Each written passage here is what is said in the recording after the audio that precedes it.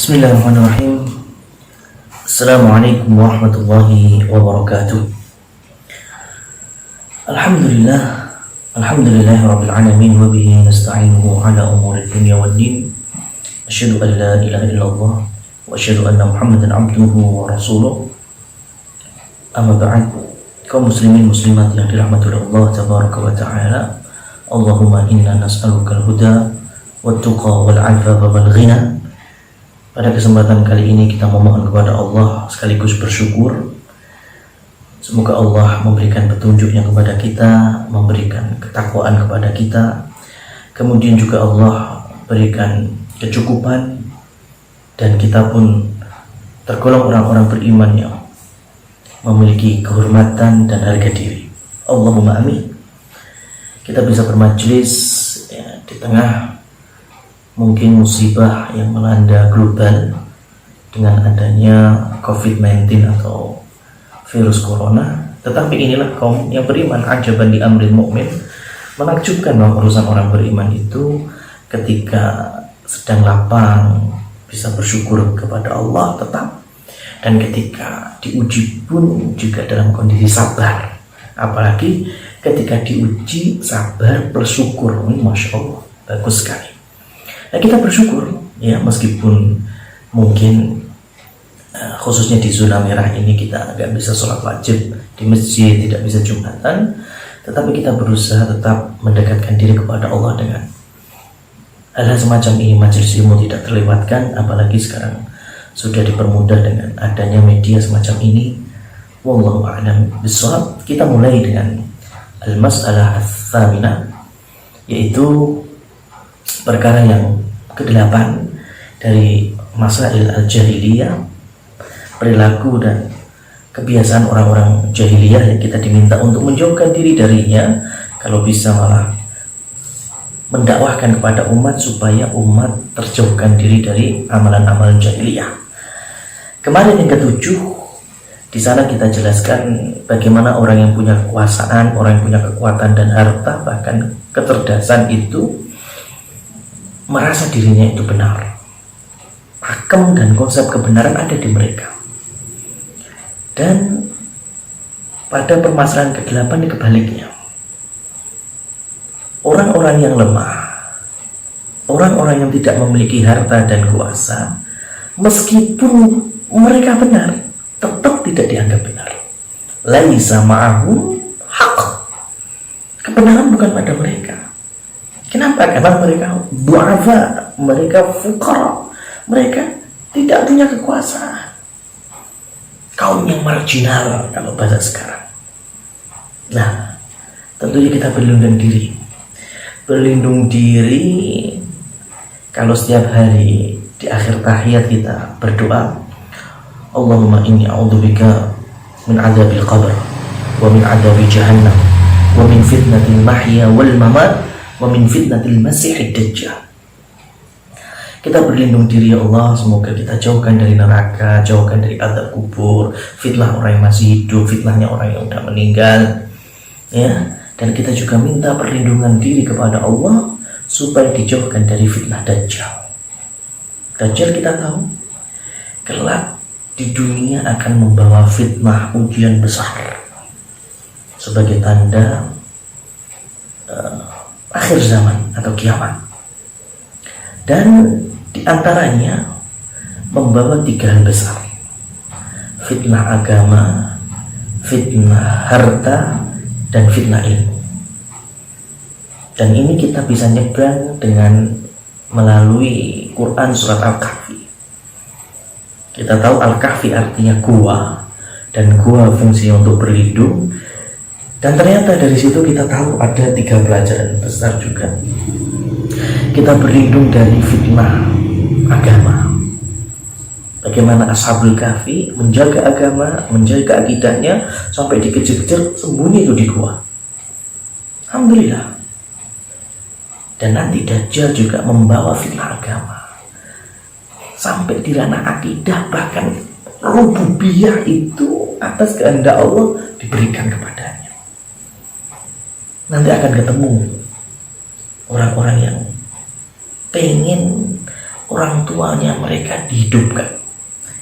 Dan dengan izin Allah, atas kehendak Allah, Allah berikan ini kepada Dajjal.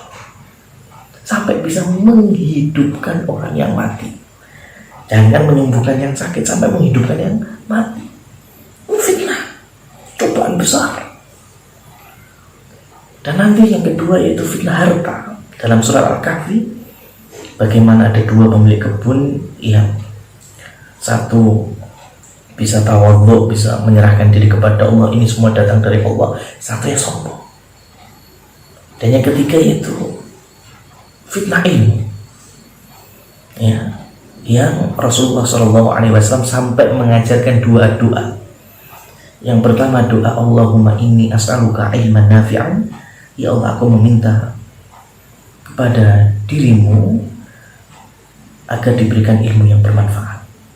Tapi ada di sisi lain doa Allahumma inni a'udzubika min ilmin la yanfa', ya Allah aku berlindung diri kepadamu dari ilmu yang tidak ada manfaatnya, ilmu yang hanya untuk gagah-gagahan, ilmu yang hanya untuk kesombongan, ilmu yang hanya untuk merendahkan. Nah ini di permasalahan yang ke-8 ini, yaitu orang-orang jahiliyah dahulu berargumen apa yang menjadi pegangan orang-orang yang lemah, orang-orang du'afa itu bukan kebenaran. Bisa jadi itulah ayat Allah, bisa jadi itulah ajaran Allah, bisa jadi itulah yang dibawa oleh para nabi dan para rasul. Dalam bab ke-8 ini, Syekh Muhammad At-Tamimi rahimahullah membawakan setidaknya 3 ayat, ya. Ada di dalam Asy-Syu'ara 111, Al-An'am 53 tapi dipisah menjadi 2, dan nantinya ada nyebrang sekali di surat Hud. Al-Mu'allif, ya, atau Asy-Syarih di sini penjelas menyampaikan masalah ke-8 atau poin yang ke-8 ini merupakan kebalikan dari masalah sebelumnya yang berargumen bahwa pihak yang kuat adalah yang benar. Mereka punya keyakinan orang lemah itu tidak pernah dalam kebenaran.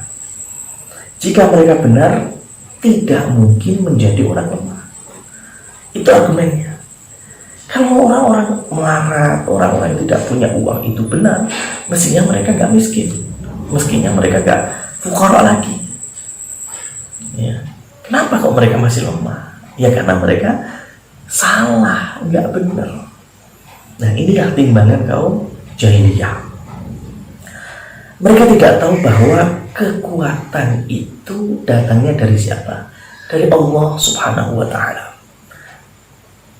Kita kuat karena Allah, kita lemah juga karena Allah. Allah berikan semuanya.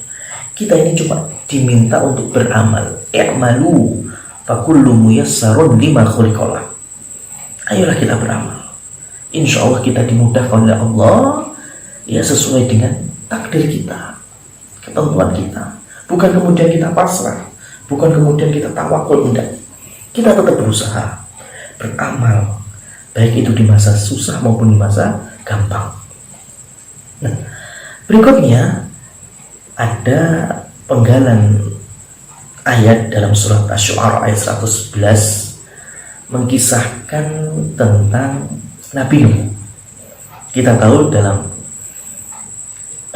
surat Nuh dijelaskan bagaimana Nabi Nuh menceritakan da'autu qaumi laila wa nahar. Aku ini berdakwah kepada kaumku siang malam.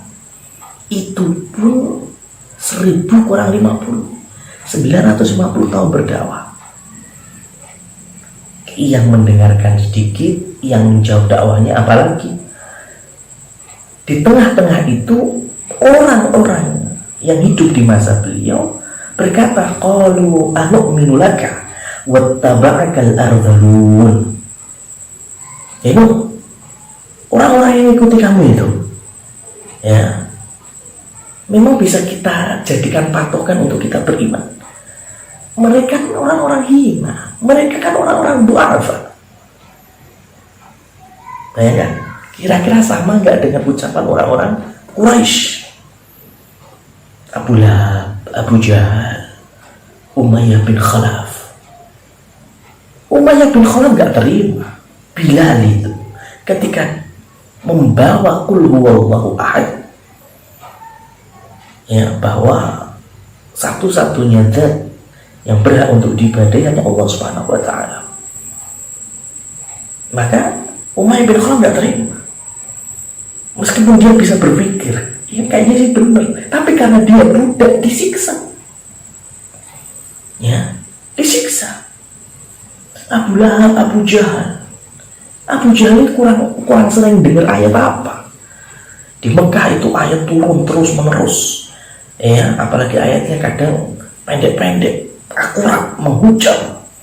Ya, anti akidah, tauhid, akhlak, surga, neraka. Maka ketika mendengar berbagai macam ayat tentang nikmat surga, kemudian azab neraka, Abu Jahal berkata, mendatangi itu Ammar bin Yasir, mendatangi itu Khabbab ibn Araf. Itu Abu Jahal sampai ngomong, ya, kalian telah mendengarkan tentang surga neraka dari Nabi, itu dari Nabi kita Muhammad SAW. Nggak usah tunggu lama-lama, tak gawe ini neraka. Di neraka ada apa? Oh, ada tubuh yang disetrika. Akhirnya Abu Jahal menyetrika. Ada tubuh yang disiksa. Akhirnya Abu Jahal menyiksa Ammar sekeluarga. Mereka nggak terima kalau yang lemah ini benar. Ya, padahal pakem dan konsep kebenaran dari siapa? Dari Allah, dari syariatnya, dari dakwah para nabi dan rasulnya. Nah, sekarang kalau kita lanjutkan, ada penggalan dari Quran surat Hud ayat 27, di mana dikatakan di sana Allah Subhanahu wa taala berfirman, "Wa ma naraka taba'a illa alladziina hum aradhiluna badirati." Kami tidaklah melihat orang-orang yang mengikutimu, wahai Nuh, melainkan orang-orang yang hina, orang yang lemah, orang yang gak punya kekuasaan, orang yang melarat. Tapi anehnya, kenapa mereka cepat percaya, cepat beriman, cepat menerima dakwahnya? Itu emang orang kalau sudah kaya, orang yang sudah punya kekuasaan, itu terkadang susah menerima ilmu, menerima dakwah, menerima ajakan kebenaran. Susah. Dari dulu Nabi Muhammad SAW itu berhadapan dengan Umayyah bin Khalaf, berhadapan dengan Abu Jahal, berhadapan dengan paman beliau Abu Lahab. Tapi buktinya, ketiga tokoh Quraisy ini apakah sampai akhir kehidupan mereka beriman? Enggak. Dan Allah memang banyak sekali mentakdirkan dan menurunkan para nabi dan rasulnya itu di antara figur mereka penuh dengan kesederhanaan. Ya, seperti Nabi Nuh, Nabi Hud, Nabi Saleh, sampai Nabi kita Muhammad SAW. Nabi dan rasul yang Allah turunkan di Bani Israel itu jarang yang menjadi pemimpin. Ya, Allah takdirkan di antara Bani Israel jadi pemimpin, tapi bukan nabi. Allah takdirkan di antara mereka nabi, tapi bukan jadi pemimpin. Ada dua memang yang Allah takdirkan, nabi plus pemimpin. Contohnya Nabi Daud dan Nabi Sulaiman, dan keduanya pun kaya, tapi kan nggak banyak. Ya, lebih banyak yang sederhana, bahkan yang miskin seperti itu. Ya. Nabi kita Muhammad SAW. Pertanyaannya, kenapa orang-orang yang lemah, orang-orang yang dikenal du'afa itu lebih cepat dalam menerima dakwah? Itulah kebenaran. Al-haqqu zahir, taraktu fikum ala mahajjatil bayda layluha kanahariha la yazihu anha illa halik. Karena kebenaran itu jelas, kebenaran itu terang benderang. Rasul meninggalkan agama untuk kita sekalian ini. Ya Allah, jalannya terang sekali. Bahkan malamnya ibarat siangnya. Maka di antara kita yang menyimpang, di antara kita yang tidak mau mengikuti ajaran Rasulnya, bahkan menyesatkan umat, tidaklah mereka kecuali pasti akan binasa. Ya. Allah jadikan mereka amburadul. Kemarin kita sampaikan contohnya umatnya Nabi Saleh, Samud. Nabi Hud juga demikian. Iram dzatil imad. Kaum Iram, kaumnya Nabi Hud. Ya, al-imad. Ya, Allah sampaikan di antara mereka. Allah jadikan fisiknya memang tinggi-tinggi. Ya, kuat-kuat. Dalam tafsir yang lain, tempat tinggal mereka itu jangankan cuma tiang-tiang yang kokoh, bahkan berlapis emas. Ya. Jadi mereka punya harta, merasa kuat. Maka ketika Nabi Nuh membawa kebenaran, mereka nggak mau terima. Ya, apa yang kamu bawa? Kamu tidaklah pintar, tidaklah kuat, tidaklah kaya daripada kita. Apa yang terjadi? Dalam Al-Haqqah dijawab oleh Allah Subhanahu wa taala, sakhkhara 'alaihim sab'a layali wa thamaniyata ayyam husuman fataral qauma sar'a ka'annahum a'jazu nakhlin khawiyah. Bagaimana 7 malam 8 hari Allah berikan angin yang berhembus kencang terus. Itu gimana? Itu sekuat-sekuatnya bangunan itu kalau diterjang angin terus-menerus bagaimana? 7 malam 8 hari. Maka seakan-akan mereka itu ibarat pohon kurma yang tumbang bergelimpangan. Fahal tara lahum min baqiyah. Kalian lihat apakah masih ada tersisa di antara mereka? Tidak ada. Ya, tidak ada yang tersisa di antara mereka. Semuanya mendapatkan azab. Nah ini, ya, orang-orang yang punya kekuasaan, punya kekuatan harta, itu sangat rentan sekali dimasuki rasa merendahkan. Ya, rasa merendahkan. Maka kita lanjutkan terlebih dahulu. Orang-orang musyrik di zaman Rasulullah SAW, bagaimana mereka merendahkan para budak atau mantan budak, orang-orang yang miskin, yang gak punya kekuatan, nasabnya rendah. Dan seakan-akan mereka itu masih membawa kasta. Islam tidak mengenal itu. Ya, Islam tidak mengenal kasta. Coba kepercayaan yang lain, negara yang besar misalnya, tapi dengan kepercayaan non-Islam masih ada kasta.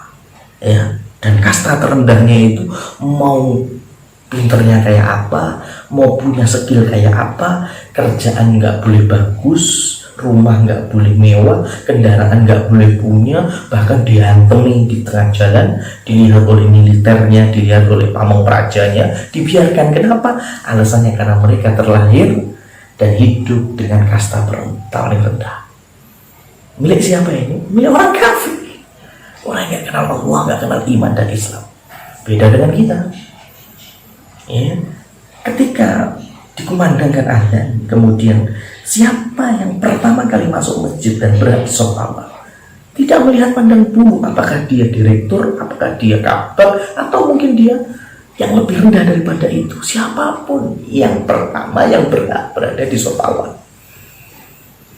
Maka ini nggak benar kalau sholat kok soft awal dikosongkan dulu, kemudian dikasih tanda ini untuk Pak Direktur, ini Wakil Direktur, ini Kabak, ini Wakil Kabak, dan seterusnya. Maka ini hilang syar'inya. Ya, hilang syar'inya. Orang datang duluan nggak boleh soft awal. Islam nggak mengenal kasta semacam ini. Nah, orang-orang Quraisy itu melihat Rasulullah SAW sedang dikelilingi oleh sahabat-sahabat melarat dalam tanda kutip. Diriwayatkan oleh Sa'ad bin Abi Waqqas, di sana ada Bilal radhiyallahu anhu, ada Ammar, ya, sekeluarga, kemudian ada Suhaib, ada Salman, yang saat itu tokoh-tokoh Quraisy, ada Umayyah bin Khalaf, ada Abu Lahab, ada Abu Jahal, ada Ibnu Mu'ayyid. Itu mereka bilang kepada Nabi kita, Muhammad, Nabi kita Sallallahu Alaihi Wasallam, kami ingin mendengar dakwahmu, kami ingin mendengar apa yang difirmankan oleh Tuhanmu. Tapi yang mosok sih ada majelis orang-orang melarat ini, usir dulu lah, baru kita mau dengarkan. Kita nggak mau bergabung dengan mereka, beda level. Ya, itu kata mereka. Oleh Allah Subhanahu wa Ta'ala langsung dijawab, ya, di dalam ayat Al-An'am 52 dan 53 itu, wala tatrudil ladzina yad'una rabbahum bil ghadati wal 'ashyi yuriduna wajhahu ma 'alaika min hisabihim min syai' wa ma min hisabika 'alaihim min syai' fatatradahum fatakunu minadh dhalimin. Jangan usir mereka, kata Allah. Tidak berhak orang-orang semacam Bilal, semacam Salman, semacam Ammar itu diusir. Kenapa? Di sisi Allah mereka lebih mulia, jauh lebih mulia daripada orang-orang kafir itu yang gak ada gunanya. Ya, di mata Allah Bilal itu masih hidup saja sendalnya sudah di surga. Ibunya Ammar, Sumayyah radhiyallahu anha, itu adalah syahidah pertama dalam Islam. Orang yang mendapatkan kesyahidan pertama itu bukan panglima, bukan semacam Umar bin Khattab, Hamzah radhiyallahu anhu, bukan, tapi seorang perempuan mukminah, orang miskin yang Abu Bakar saja nggak bisa memerdekakan. Kenapa? Karena bukan budak, tapi orang melarat, disiksa, nggak punya kuasa, sampai Rasulullah SAW hanya berdoa, sabron ya ala Yasir, inna mau'idakumul jannah. Sabar keluarga Yasir, sabar. Sesungguhnya janji Allah untuk kalian, tempat kalian itu di surga. Apalagi mereka di sisi Ka'bah bersama Rasulullah SAW sedang apa? Beribadah. Bil ghadati wal 'ashyi, ketika pagi dan sore harinya. Ini menunjukkan bahwa ketika turun, setelah selepas turun, ya ayyuhal muddaththir qum fa'anzir wa rabbaka fakabbir, dan kepada Allah lah agungkan, artinya tegakkanlah sholat Muhammad dan para pengikutmu. Ini jauh sebelum Isra Mi'raj, masih di awal Islam. Sholat itu hanya ada 3 waktu, 2 rakaat pagi, 2 rakaat sore, dan tengah malam. Ini sholat wajibnya di awal-awal Islam. Beda nanti ceritanya ketika sudah Isra Mi'raj, maka menjadi 5 waktu. Subuhnya masih ada, maghribnya masih ada, rakaatnya ditambahi, dan yang tengah malam untuk umat Nabi Muhammad SAW menjadi sunnah. Adapun Rasul masih ada kewajiban untuk qiyamul lail, itu khusus bagi beliau SAW. Ini ya, orang yang du'afa itu pun di sisi Islam ternyata mereka mulia. Surga, kenikmatan yang mereka dapatkan. Adapun orang-orang syaraf, orang-orang mulia tapi gak punya iman di hatinya, coba sekarang, celaka Abu Lahab, celaka Abu Jahal. Maka kalau kita lihat Abu Sufyan sebelum masuk Islam, di Romawi ketemu Heraklius yang minta orang-orang muslim untuk dikembalikan lagi, ya, jangan ada di bawah kekuasaan Romawi. Heraklius tahu karena punya Injil. Orang Romawi itu kan ahlul kitab. Kemudian ditanyakan kepada Abu Sufyan, bagaimana cerita nabi barumu itu dari Arab itu? Ya, coba sampaikan, betul apa salah? Saya kasih tanya, dikasih pertanyaan satu, apakah nabi terakhirmu itu lahir dari kaum yang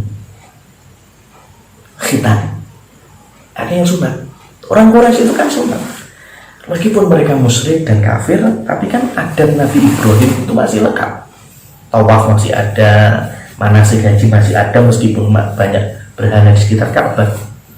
Tapi dalam arti khitan, mereka masih melakukan. Kemudian soal berikutnya, apakah yang menjadi pengikut Nabi yang datang dari Arab itu min syurafaihim am du'afa? dari orang-orang tokoh-tokohnya, penguasa-penguasanya, atau orang-orang lemahnya. Maka kemudian Abu Sufyan masuk kami. Abu Sufyan itu sampai berpikir, saya ini pengennya bohong, nggak jawab jujur, tapi karena bohong itu aib bagi orang Quraisy, maka mau nggak mau harus jujur. Iya, yang menjadi pengikutnya adalah para du'afanya.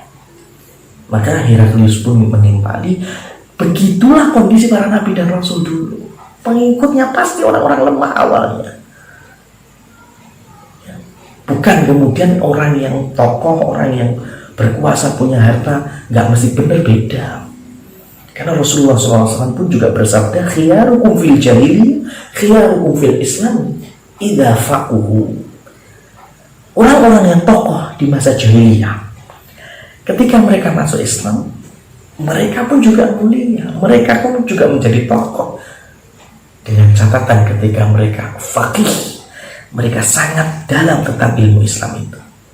Kita lihat bagaimana Hamzah, bagaimana Umar, bagaimana Abdurrahman bin Auf, ya, bagaimana Zubair, itu semuanya menjadi tokoh-tokoh muslimin, kaya raya mereka, nantinya memimpin mereka. Jadi sudut pandangnya bukan masalah hartanya itu banyak atau dikit, tapi sudut pandangnya adalah kebenaran. Ma'asyiral muslimin rahimani wa rahimakumullah tabaraka wa ta'ala. Oleh karena itu, dalam surah Al-A'qaf ayat 11, Allah Subhanahu wa ta'ala berfirman, "Lau kana khairan ma sabaquna ilaihi." Kalau seandainya Al-Qur'an itu ya adalah baik, tentulah mereka mendahulukan. Jadi kalau artinya gini, kalau ada syariat yang tidak dikenal baik oleh mereka, kemudian kita menciptakan, jangan-jangan kitanya yang belinjani, pasti mereka lebih dulu. Ya, jadi sudut pandang di sini, orang-orang yang kaya, orang-orang punya penguasa itu sangat meremehkan orang-orang yang du'afa. Kenapa? Karena mereka takabur, dan ujung dari takabur siapa? Iblis. Orang-orang yang kuat itu mereka takabur karena dua perkara. Perkara yang pertama hasad, perkara yang kedua yaitu meremehkan orang yang selainnya. Iblis justru terhadap tidak mau. Lu kenapa tidak mau? Ana khairum minhu. Ya Allah, aku ini lebih baik darinya. Khalaqtani minan nar, ya khalaqtahu min tin. Engkau ciptakan aku dari api, engkau ciptakan Adam dari tanah. Ini kesombongan yang pertama, meremehkan orang lain. Ujungnya siapa? Iblis, laknatullah. Sekarang logika dari mana? Antara api dan tanah, bagusan api. Coba cari rumus fisikanya, coba cari rumus kimianya, nggak bakal ketemu. Ya, ujung-ujungnya apa? Meremehkan. Ya, meremehkan. Oh, aku ini lebih pintar dari kamu. Pokoknya ana khairum minhu. Oh, orang aku ora bakal dadi. Sopo meneh lek itu aku, saya. Ini catatan penting. Kenapa? Karena Rasulullah SAW itu sabdanya ada ancamannya, la yadkhulul jannah, tidak akan masuk surga, atau bagi orang beriman telah masuk surganya, man kana fi qalbihi mithqala dzarratin min kibar. Ya, siapa saja yang dalam hatinya itu ada dzarrah, ukuran terkecil, ya, mau atom mau apa itu, dari kesombongan. Masya Allah. Nah, sombong itu seperti apa? Rasul menjelaskan dalam riwayat yang lain, batarul haqq wa ghamtun nas, menolak kebenaran, meremehkan orang. Iblis meremehkan Adam. Manusia yang lain meremehkan antara satu dengan yang lainnya. Perasaan anakku ini sekolahnya udah bagus, unggulan, SPP mahal, tapi kok kayaknya pintaran anaknya tetangga ya. Sekolahnya biasa, nggak unggulan, SPP gratis dan seterusnya. Hasad. Dari hasad itu meremehkan. Ya. Dan Nabi Yusuf alaihissalam pun mendapatkan cobaan ini. Diiringi dulur hasad. kemudian dibujuk, dicemplungkan sumur, ketemu sama pedagang pun jadikan budak, dijual, diangkat menjadi anak oleh Aziz Mesir pun nantinya terfitnah dan tergoda, dipenjara. Tapi semuanya ini bukti bahwa Allah akan mengangkat derajat orang-orang yang semacam ini. Wa kadzalika makanna li Yusuf ya fil ard. Begitulah Allah jadikan Yusuf itu punya kekuatan dan kebakohan di muka bumi. Pahit itu, memang pahit. Jadi orang lemah itu terkadang banyak susahnya, banyak hinaannya, celaannya. Ya. Tidak diperhitungkan sama sekali. Tapi ya Allah, nikmat sebetulnya. Kenapa? Karena Allah akan berikan nikmat. Entah sekarang, entah pekan depan, entah tahun depan, entah ketika kita sudah meninggalkan dunia ini di alam kubur atau alam akhirat. Intinya kita tinggal sabar, beramal. Ya, sudut pandangnya itu. Wabatul haq, yaitu menolak kebenaran. Dibilang bahwasanya mas jangan syirik mas, ya jangan melakukan kebid'ahan, jangan tabarukan dengan orang yang meninggal meskipun soleh, dengan demikian, nggak mau terima. Ya, apalagi sekarang, mohon maaf kalau di zona merah kita di Solo ini, kita dihimbau untuk meninggalkan masjid, meninggalkan jamaah, meninggalkan kerumunan, maka kita coba untuk mentaati pemerintah, karena itu kebaikan juga untuk agama, maslahat menjaga nyawa manusia. Bukan kemudian ditutupnya masjid, dilarang jamaah. Kita pun juga sedih nggak bisa jamaah, kita pun juga sedih tidak bisa jumatan. Tetapi ini perkaranya bukan masalah dilarang, ditutup, menjaga maslahat. Tapi kalau orang itu tidak mau menerima kebenaran, nggak takut corona, ya pokoknya harus ke masjid. Hawa nafsu yang berbicara. Padahal ulama, ya kemudian pemimpin, ahli medis, semuanya sudah berfatwa. Inilah yang baik. Ini batul haq. Terkait dengan ekonomi misalnya, coba bandingkan ketika kita belanja di pasar tradisional dengan kakek-kakek atau nenek-nenek, mbah saya beli bawang putih mbah berapa sekilo? Iya nih nak, 15.000, 20.000, kita bayar, kita pulang tengah jalan, oh salah ternyata, bukan bawang putih, brambang, bawang merah. Balik lagi ke pasar tradisional, mbak ngapunten saya salah belanja, harusnya bukan bawang putih tapi brambang. Gimana mbak, boleh dikembalikan? Boleh nak, harganya beda, enggak apa-apa mbak. Coba sekarang ke mall belanja, salah, dikembalikan, bisa apa enggak? Di sana ada tertulis barang yang sudah dibeli tidak bisa dikembalikan. Ayo, yang benar yang mana dalam syariat? Simba, orang lemah ini yang ada di pasar tradisional lebih syar'i.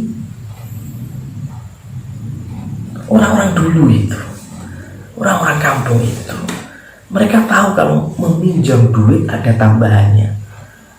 Itu sebutannya riba, meskipun mereka nggak ada dalilnya atau istilah ribanya, tapi bagi mereka, ojo nak, itu ngono mana nih duit.